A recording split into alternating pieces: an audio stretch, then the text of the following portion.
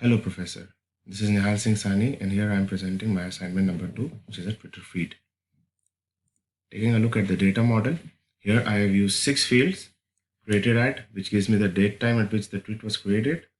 ID gives me a unique identifier for each tweet. Tweet is the tweet text itself. User ID gives me the identity of the user. Again, username gives me the name of the user, and location gives me the location of the user who posted this tweet. Demonstrating the use of one-to-many lists here. Now in the Twitter API, we have many users who can use the same hashtag, could also have the same location. Now if we take a look at the JSON file for a random tweet, here we can see that users have ID string, name, and screen name. Also, entities have hashtags, symbols, and user mentions. So that's one-to-many. Now I'm using a HTML template to render the data. Here is the HTML template. Also, I have used Tweepy, which is a third-party Python wrapper. It offers a lot of flexibility and makes it quite easy.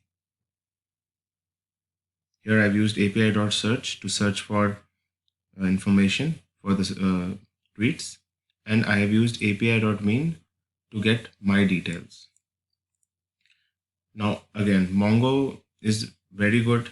I've been using it for over 4 months, and there is no better DB to use than Mongo for such data.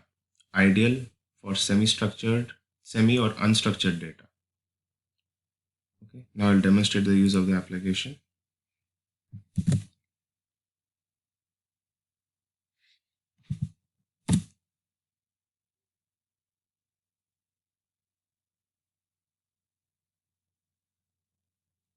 Yes, so now my application is running. Here I'll go here. As I can take a look, my feed is empty.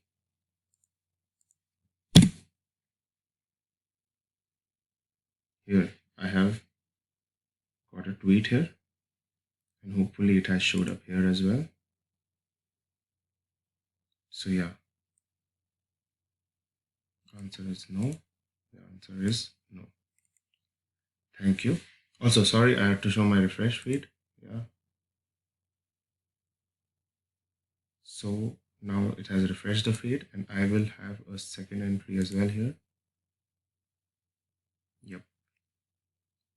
Just thanks and thanks. Okay. Thanks, Professor.